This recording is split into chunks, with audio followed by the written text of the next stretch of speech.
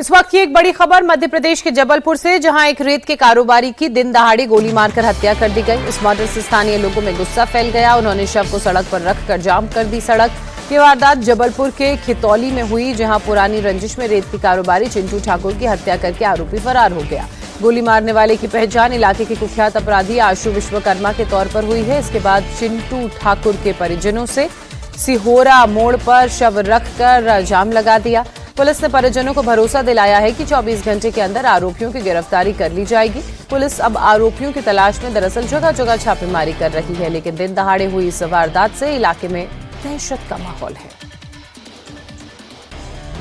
जबलपुर में दिन दहाड़े मर्डर से सनसनी।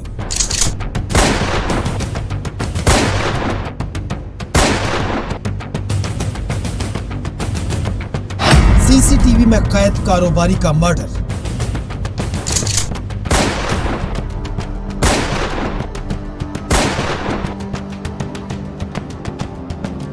एक के बाद एक 3 फायर किए। तीनों फायर पॉइंट ब्लैंक से किए गए। गोली सीधे सिर में लगी।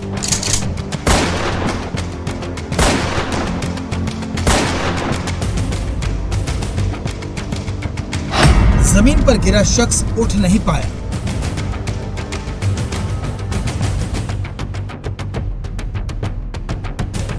इन तस्वीरों को जिसने भी देखा वो सन्न रह गया। आसपास से गुजरने वाले सकते में आ गए। इन दोनों को न पुलिस का खौफ था न लोगों का।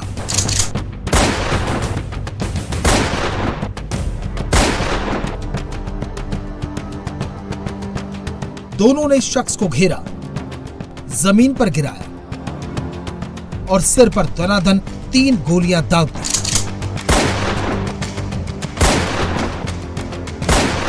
दिन दहाड़े मर्डर की तस्वीर मध्य प्रदेश के जबलपुर की है, जहां रेत कारोबारी धर्मेंद्र सिंह ठाकुर उर्फ चिंटू ठाकुर की हत्या कर दी गई।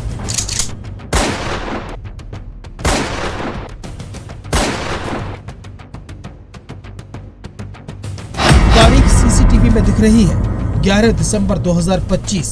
वक्त दोपहर 1:07 का था। जिस शख्स का मर्डर हुआ है वो बाइक पर खड़ा था।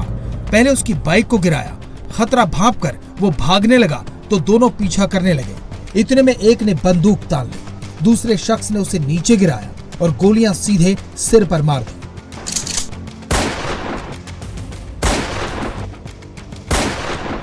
चिंटू ठाकुर को अस्पताल ले जाया गया, लेकिन बचाया नहीं जा सका। दिन दहाड़े पुलिस के इकबाल को चैलेंज करने वाली इस वारदात के बाद लोग आक्रोशित हो गए। चिंटू ठाकुर के शव को सड़क पर रखकर जाम लगा दिया। देखते ही देखते लोग जमा होने लगे। पुलिस समझाने पहुंची, लेकिन कोई असर नहीं हुआ।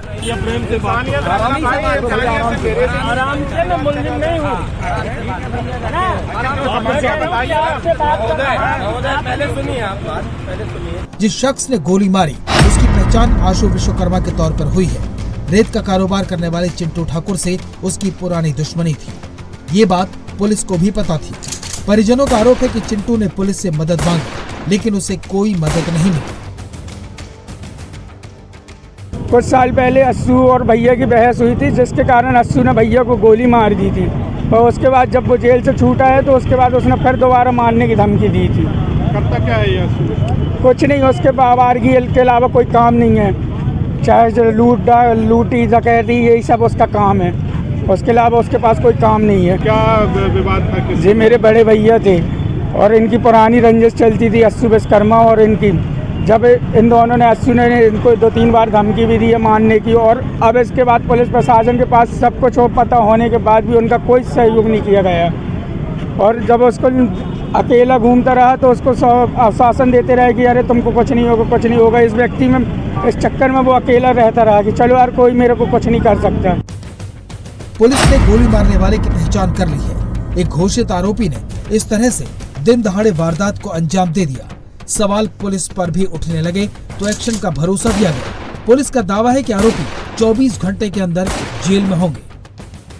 अभी इसके विषय में कोई भी जानकारी नहीं मिली है। पहले आरोपियों की पहचान की जाएगी, तभी जो सही विवाद है वो सामने आएगा। परिजनों के द्वारा बहुत सारी बातें बताई जा रही हैं, लेकिन जो फैक्ट सामने आएंगे उसके हिसाब से कार्रवाई होगी। परिजनों द्वारा ये बताया जा रहा है कि विवाद था, लेकिन अभी तक जो है विवेचना में जो चीजें आएंगी उसको देख के कार्रवाई पुलिस होगी। रिकॉर्ड में अस्सू विश्वकर्मा के खिलाफ में क्या जानकारी? हाँ, पुलिस रिकॉर्ड से ये पता चला है कि उसके खिलाफ में कई मामले दर्ज हैं और वो आपराधिक प्रवृत्ति का व्यक्ति है। जिस शख्स का शव पड़ा है वो पुलिस को हत्या की आशंका जता चुका था, चुनाव लड़ चुका था, पहले हमले में बाल बाल बचा था, लेकिन इसके बावजूद फिर से इस तरह दिन दहाड़े उसे गोली मार दी गई।